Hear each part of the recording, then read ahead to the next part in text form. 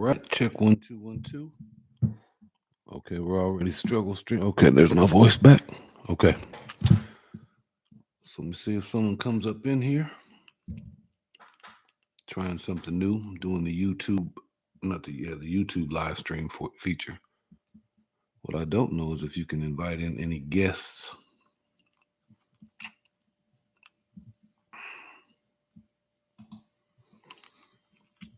1 2 1 2. If y'all are in there, hello. I am actually testing the YouTube live stream format right now. I typically use StreamYard. I wonder what feature you all use if you're content creators. What's StreamYard's pretty easy. It's pretty user intuitive. But I'm also curious about this YouTube live stream feature. Mulatto, hey brother, good to see you. I use StreamYard.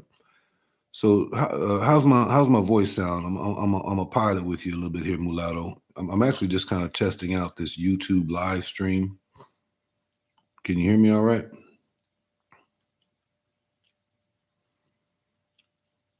All right. Audio sounds good. All right. So I see the chat situation here. That's cool.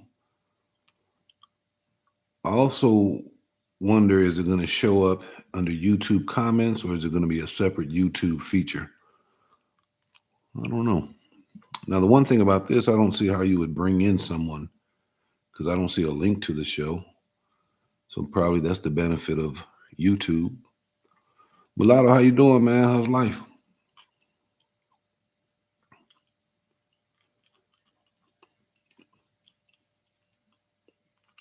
Yeah, this doesn't work because you don't have a way of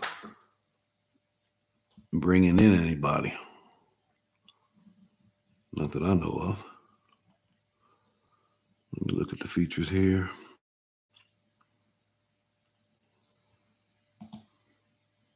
We got emojis. We got a poll. You can ask people questions, but you can't bring them in, I don't think. Let me see.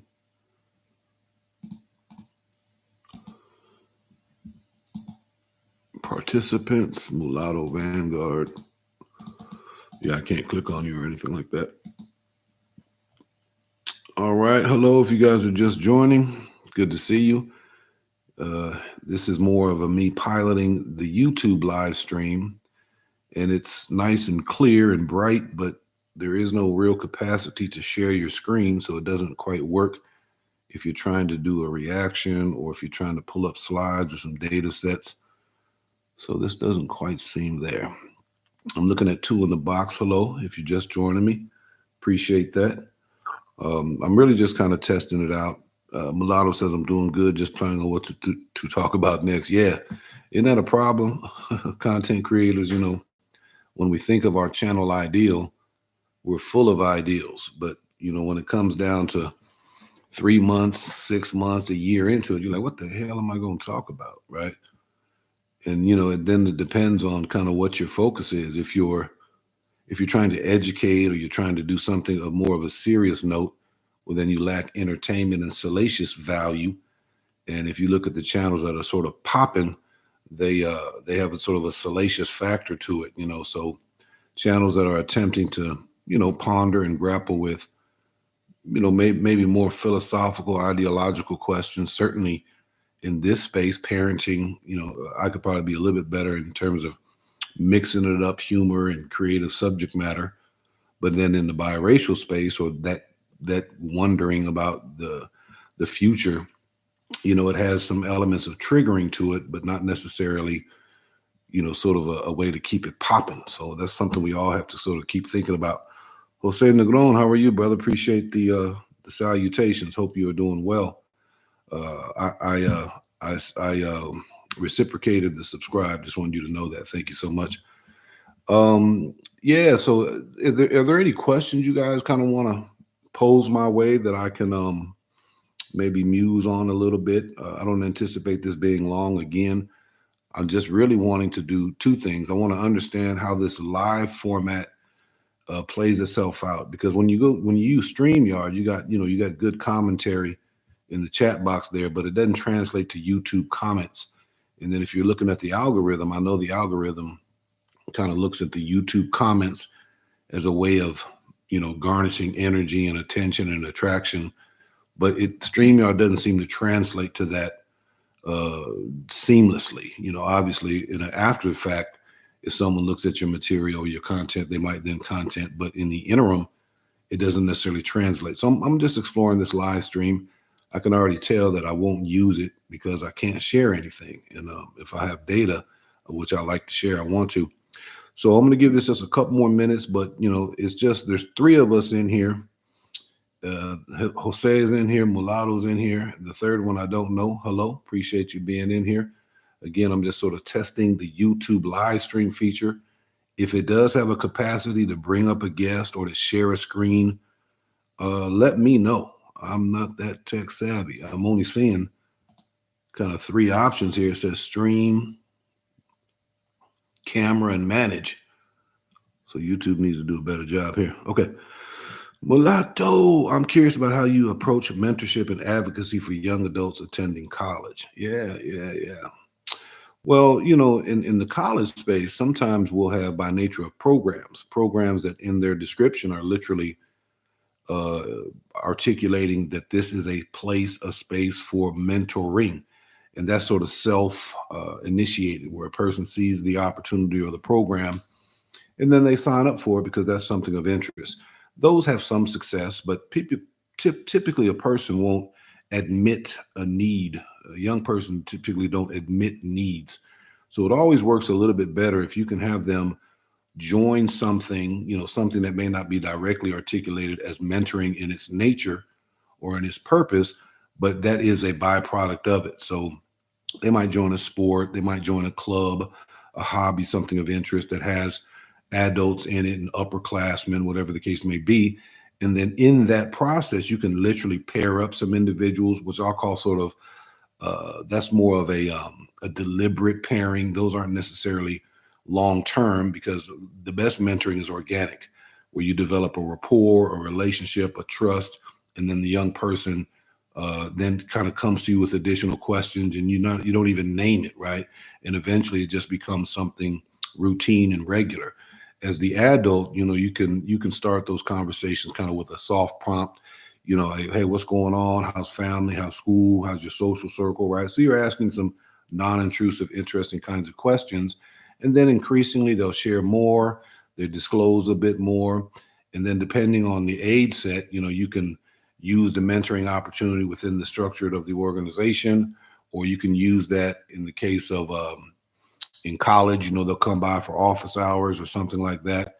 And then again, depending on the age dynamic, you want to, keep it professional, keep it tight. But, organizations and then the byproduct of that can be an invitation for kind of one-on-one or group mentoring with someone that you think could benefit from it. But it needs to be sophisticated. You need to be sort of, smooth with your approach because you don't want to assume anything or sort of have the students sort of be resistant, kind of wondering where you're coming from. So just be kind of candid. Hey, I've had some life lived. I have a degree myself. This is some things that I'm attuned to, and if I could be of any service to you, you let me know, right? And so it's just kind of throwing an olive branch out there, throwing an invitation, or just a sort of leading by example. And then depending on how it progresses, you can you can just establish a rapport. It'll be kind of intense in the beginning, and then it'll kind of formally sort of slow down on the back end. But basically, through organizations is the way I found mentoring programs to work, and or intentionally creating a mentoring program, but then you're soliciting involvement. Sometimes you can use it by a different name, right? Each one teach one. Um, intergenerational dialogues, right? Whatever the case may be. But it's just an opportunity for an older person to create structure in the presence of younger people and then to facilitate conversation that they probably normally wouldn't have unsolicited on their own. And out of that comes the transmission of information, appropriate relationship building, and then, genuine human connection, of which all young people need, if that makes any sense. All right. Um, I'm not tech savvy as well. I feel you, Jose. Mulatto, I had a mentor in college, and I'm very thankful that I had one. Yeah. I had mentors, but I would say not through my own solicitation, not for me reaching out to them. It was someone I think who saw something in me, saw some kind of potential. For me, it was, there's probably three or four seminal figures who have played a part in my uplift, my professional growth, my embrace, my encouragement, right? And that's the importance of adults, whether in the home, whether extended nuclear family, whether on the job or in a school setting, organization setting, whatever the case may be. You can sort of scan a room of young people and realize, man, there's a diamond in the rough, right? You're going to have a high excelling young people, and you want to support them as well. They need attention and guidance. You're going to have people who are extremely resistant, don't want to be there, right? You got to make sure you can handle that conversation, because that's likely reflective, indicative of something that's playing itself out, perhaps within the home or within that individual's circumstances. So you got to be careful there. But it's that large group in the middle that just need to be approached. A lot of times they're quiet, they're self isolating, they may not have the confidence, they may have a sense of uncertainty about their setting, their footing in a particular environment. And so, if you can just be the initiator, and just it's encouraging, praising kind of words. Hey, I noticed how, in that particular assignment, you seem to, really lean into that and share some tremendous good advice. I didn't realize I had an intellectual aptitude until the sixth grade, when Miss Blount, my sixth grade teacher, for whatever it was, I actually, as a side note, she was a biracial woman out of New Orleans, and I think there was a biracial connection. And so, to be honest, I don't think I was actually, really doing significant work, but she praised me, she encouraged me, and then all of a sudden I got my report card and I had like straight A's, and I was like, "What?" And so I think she fooled me into realizing I could have positive praise and still hold myself among my peer group if I was able to get good grades, right? I always navigated a public persona in the space of intellect, and then sort of bullshit, clowning with my people. I always had that kind of balance. When I graduated from high school, no one knew I was in the honors program. I had masked that for so long, but it was her. It was a biracial teacher that saw in me perhaps herself or her family or her son or her cousin, whatever the case may be. And I know that woman inflated those grades. And but basically, I didn't know it at the time, but it gave me a sense of, dang, I can do that. And then my father was proud of me and was praising me. And I said, well, I like these kind of feelings. And so I just kind of leaned in and kept the books going. So yeah, it's just a matter of observing young people, and then in your own style, in your own kind of way, touching them, tapping them, and saying, hey, man, I see something in you. And then, see where that goes. And then maybe you can encourage them, give them some assignments. Maybe there's something they enjoy, and you can research that so you can have some common language.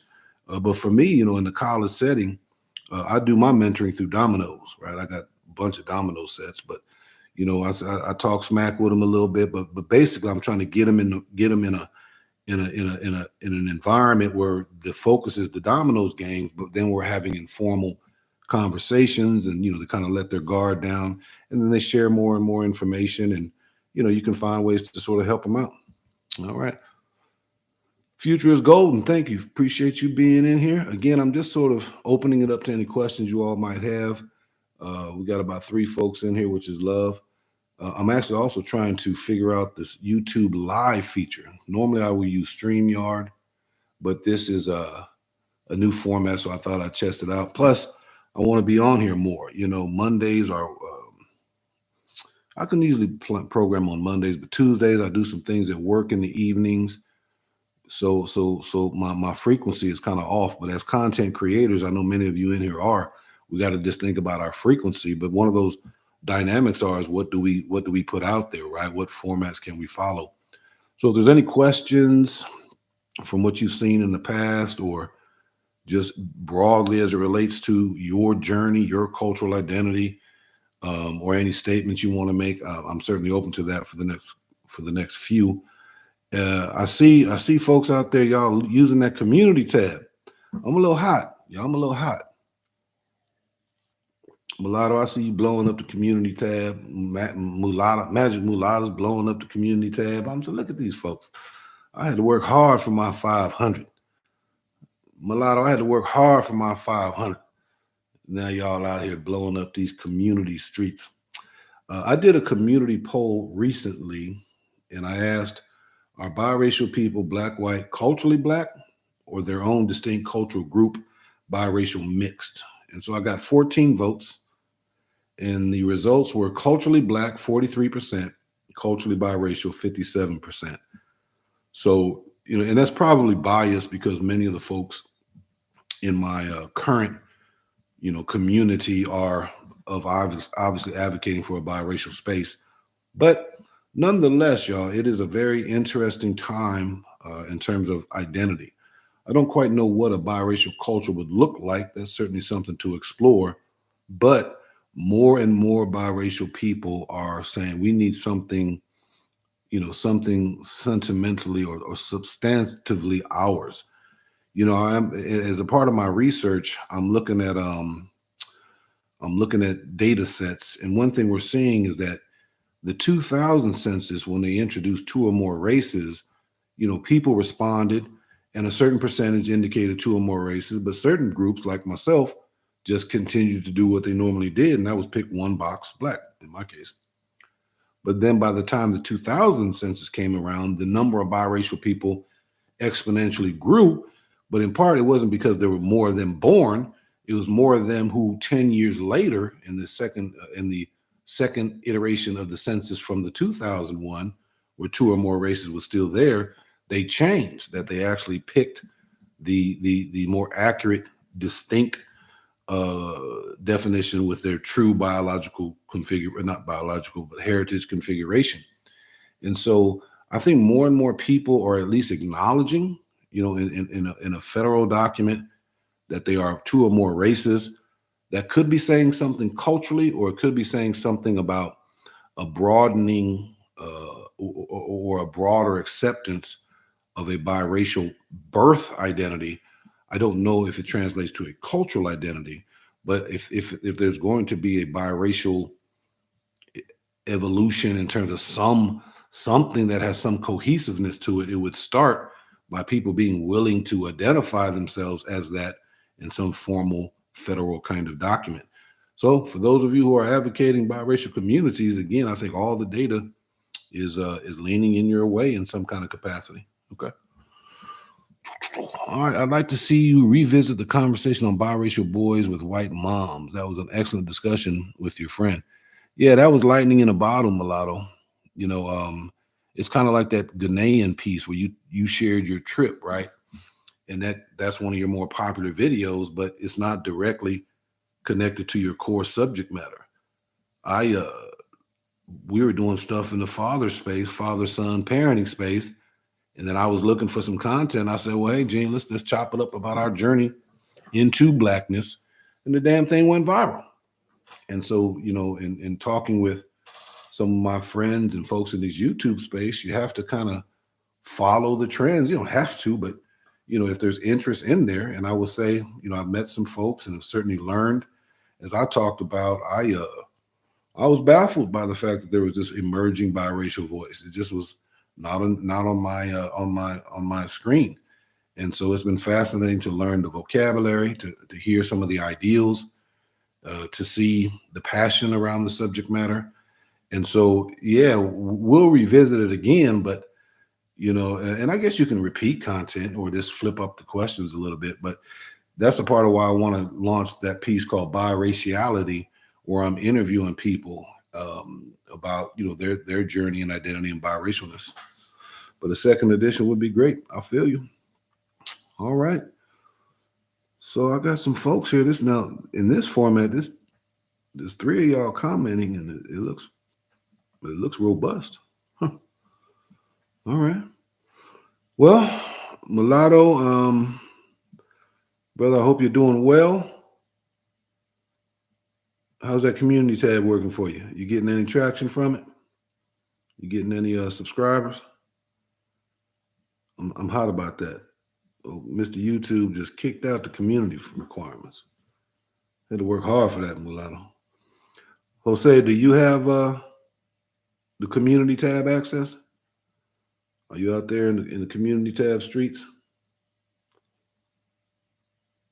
All right. All right, beautiful family. Again, I just wanted to test it out. I got a couple of views with my community tab. Yeah, yeah. I think it's nice. It gives you a chance to. It's almost like texting, right? It's just another way. And I'm being a little facetious before, but any tools that can give content creators another way of connecting with the people who are subscribed to them is a win-win, right? And the community tab is something in that space. We all have a form of access to live stream. I think that was numerically based before. So more and more of this is opening up. I know YouTube was feeling a little heat from TikTok, particularly in the shorts category, and so they're making that much more accessible before. And so it's kind of opening up. But it's a challenge. I share y'all's challenge on frustration with growth, frustration with content, and ultimately kind of what is the purpose. There's a little ego involved in it. I'm sure there is. It's an emptiness project for me, but at the same time I'd like to get to monetization. I actually have enough hours. I have 5,000. Let me see what the hell I got. What do I have? I have 5,503 public watch hours, 5,503 public watch hours, and then 638 subscribers. And the reason I have so many watch hours is because of that video that went viral, the one that Mulatto was referring to. And so I was very blessed and fortunate to meet what I thought would be the most difficult part, which is the watch hours. But the subscriber piece is something that it'll just come organically.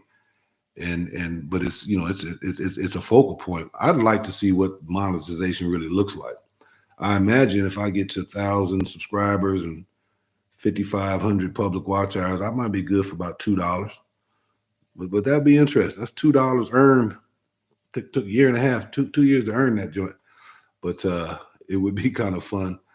In addition to what I call a sociological, anthropological experience, watching the birth, at least a technological birth of a biracial something, right? I don't quite know what it'll look like. I don't know if anyone knows what it'll look like. I'm imagining there's a cluster of young folks who are in this space for by whatever pathways. I imagine y'all are meeting behind the scenes and thinking through strategy. And that's important, right? Especially, and I don't doubt your seriousness. So I would imagine you are, right? But then, how do you do that? How do you distribute leadership? How do you get past, consensus around goals and tasks? And so it's fascinating to observe, and then indirectly, to some extent, to put some data set into the sphere, so that hopefully folks, as they're having these conversations, they're doing it increasingly more and more informed, not only from pages they're watching, but also from the own research that they're doing as well, if that is of interest. Some of it just is a chance for folks to come together and talk, chop, testify, vent, whatever the case may be. All that's critically important. All right. Future's golden. She bounced, I think. Okay, so I'm going to do a piece probably. Well, my brother's coming in town, so it probably won't get on here this weekend. We'll see. Campaign to get 1K. How is there a strategy I'm missing, Mulatto? And then the other thing too is it's almost like if you ask for it, then it's counterintuitive, right? You don't want to come off as begging, if that makes sense. And so I'm trying to take the philosophy of just, hey, putting out content, and if someone sees value in it and they subscribe, then that'd probably be a more legitimate kind of subscriber, someone that would kind of return, come back, and possibly contribute. versus someone out of some sense of a gesture of reciprocity, or he asked, so let me do it, right? I don't know if that's a legitimate uh, subscription to your channel for long term viewership and participation. So, I think I'm just going to get to the point where just focusing on the work and then let other things kind of fall where they may. Um, my suggestion is to branch out and join panel discussions. Yes, that's the second time I've heard that. Certain channels take a long time to get to 1,000 subs. Yeah, yeah, yeah. I'm a part of a master class with the lead attorney where I kind of, he's just full of information. And yeah, he's certainly talking about that. But yeah, certain channels, and I thought the parenting channel would hit, but there's so many parents out there. Plus, there's a certain kind of sense of I know how to parent, I've been parenting, and there's some truth in that. The biracial space is unique, it's very niche, but it's also very small. Even though the numbers are growing, not everybody of biraciality has high interest in the subject matter. And so I need to keep working on the sweet spot. All right, what we got? Uncommon Sense with Jose Negron, Hybrid the Hero. Uncommon Sense, Negro, you're not mulatto. Well, that brother's welcome over here. I don't quite know what the tenor is behind that remark. It seems the negative channels gain subs quickly. Yeah. It has to do with attention span. Yeah. Yeah. Hybrid Hero, Hybrid the Hero. I don't know if I've seen you in the chat before, so welcome. Appreciate you being here. In part, I'm just kind of seeing if there's any questions from some folks who regularly come in my chat space, but also I'm testing out the YouTube live stream feature. It's nice and crisp. It looks real sharp, but it doesn't have a share feature, nor does it have a way of bringing up guests that I'm aware of. And if some of y'all in here do know a way to do that, please let me know. All right.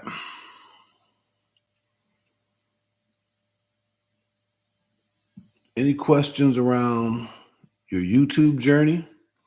I will talk to you in the background, but there was a viral TikTok clip of a Caucasian woman pleading with the public to counsel her biracial child. Right. I absolutely believe that there are countless white mothers who, for whatever reason, have varying, limited, or whatever level of access to the black husband that they created the child with, a black person that they created the child with, and they have absolutely no clue on how to raise that biracial child, especially in some form of being able to navigate black space. I did a piece called "Biracial Kids and Black Authenticity." It was a little bit controversial, but I talked about strategies that moms can do, at least to make their babies fit in social circles from a black aesthetic kind of dynamic, right? And I know there's an audience out there that I would love to tap into to just be a sounding board and perhaps an older perspective of a biracial kid who came of age and transitioned into a blackness. I'm biracial but black identifying, and I have biracial presenting kids. They're more black than I am, heritage wise.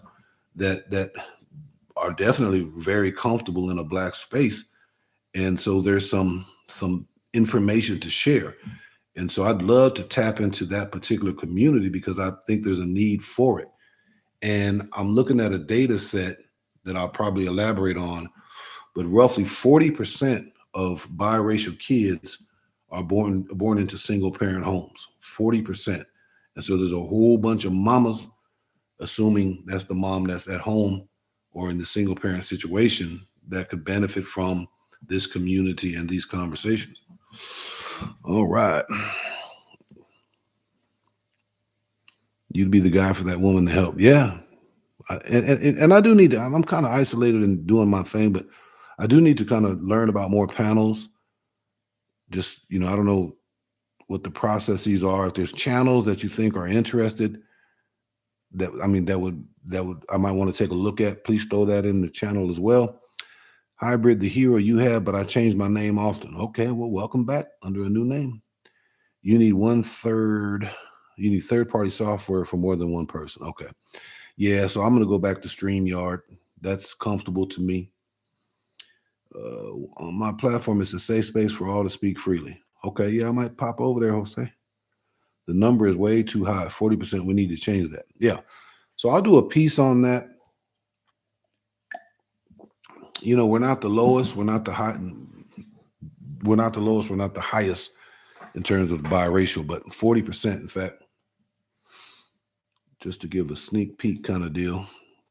So it talks about children in single parent families by race and ethnicity in the United States, 2010 to 2019. It has Asian, Black, Hispanic, non-Hispanic, white, two or more races. So we don't know if it's Black, white, but two or more races is consistently in the 40s. In 2010, it was 42%. In 2019, it was 40%. But the glaringness of it, that percentage translates in 2019, 40% to 1,923 babies. 1,923 babies of two or more races are children in single parent families. We all need to work on that across the board. Hybrid the Hero says, wow, I thought it was higher, to be honest. Yeah, that's interesting. That is interesting. 40%, and then it is again, it's not the highest, nor is it the lowest. The lowest is 24%, the highest is 64%. So yeah. And again, the more some folks in this space can share data, it gives you the capacity to not just feel different, but to articulate statistically differences, right? And as you extrapolate and examine and see differences, you are also then laying out a plan of sort of problem solving, or i.e. solution oriented. And if you're looking to create common community, you need common causes. And so inequities are often surrogates for common causes, because then you can put that out into the community, and the community, based on interest, passion, resources, and capacity, can begin to address those resources. Because the action of culture, which is the glue of culture, is to solve your problems. But if historically everything was just lumped together, then you can resonate with the broader story. But if you want to have sort of the beginnings and emergence of something unique and distinct, you would want to understand uniquely your problems. And right now the data is talking in two or more races, but the next evolution of that will be to break that down, and then you can hone in on whatever your biraciality is. And if it's Black, white, you could hone in on that and understand with some depth where you're having successes comparatively and where you're having some challenges. So I would imagine if there was ever a biracial conference, and there are some, I'm sure, I'm not aware of them, one of the things you would do was you would tell your story. And it can't just be a story of confrontation. It can't just be a story of non-acceptance. It can't be a story of micro and macro aggressions and stories of racism. It can't just be that. It needs to be stories about data sets that are extrapolated across all racial categories. You see where you sit, and you applaud and praise where you're doing well, and then you live an individual and a familial life or an organizational commitment to improve them. Right. All right. Wow. So I think y'all are sort of liking this chop show with this vibe in here.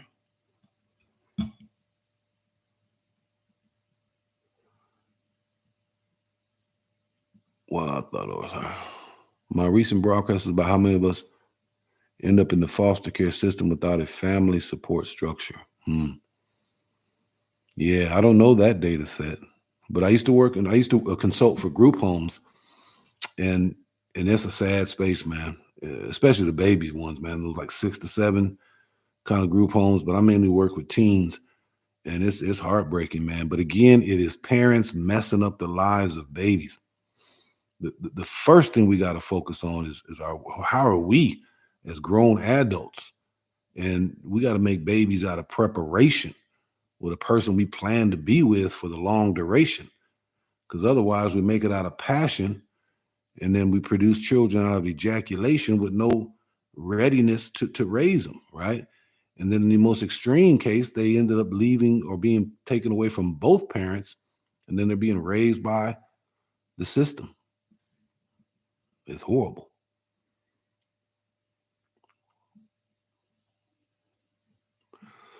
So hybrid, the hero, and Jose Negron got history, I guess.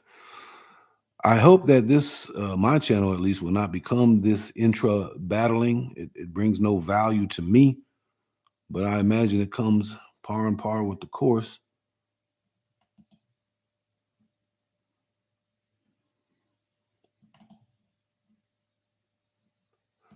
Many people have a great deal of trauma. Yeah. All right. Beautiful family. Thank you guys so much for popping in on me. I was able to test this out, and I learned what I needed to learn. I also realized that whether it's 3 or 30, some folks are kind of coming in and have a chance to conversate. If um if this were StreamYard, it would have given me a chance to kind of drop the link and just see kind of what's on folks' spirit and mind as it relates to their channel's growth, assuming there's some overlap and it makes sense. But also just kind of other things. I know there's some intergenerational dynamics here. I'm a 54-year-old cat, biracial, coming of age in different kind of ways. And you guys perhaps are a little bit younger. Jose, I don't know where you're at. And maybe there's some soundboarding that we could do periodically. So if you see something else that says a chop shop, chop for me means talking, a chop show, then that's kind of what it is, meaning I won't come in with a lot of content, and it'll just be more open. And we can roll 5 minutes or we can roll 50 minutes. It doesn't make a difference. I won't raise a family in an apartment. Okay. Yeah. That means keep your condom on until you get where you trying to get. Mulatto. It's always a pleasure. Thank you, Jose. I appreciate it. I am 60 years old. Oh, shoot. You the OG. You the OG. You got me by 6. You got me by 6 years. So last comment, y'all. Do y'all like the chop show format? Was this a good, decent 37 minutes of your time?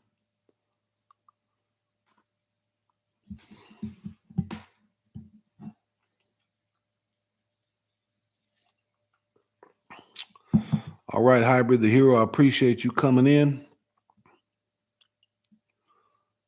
Come on in and contribute and minimize that bickering, whatever that is. That brings no value at all. Appreciate you being here. All right, Jose, appreciate you, brother. Mulatto is always 100, man, always 100. Let's talk in the next, maybe next week. Let's just talk kind of see how things are going. Maybe talk about that interview platform, and then maybe learn more as to what are some panels that you're exposed to that might have some value. But again, as I've stated before, I'm not getting up for this some gossip bashing. That's not my thing. All right, so we need to have some intentionality and value to it. All right. All right, now. I'll see y'all later. Appreciate you. J4 Conversations. Love.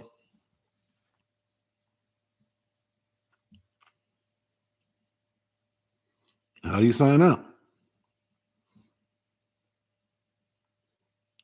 In stream. Okay.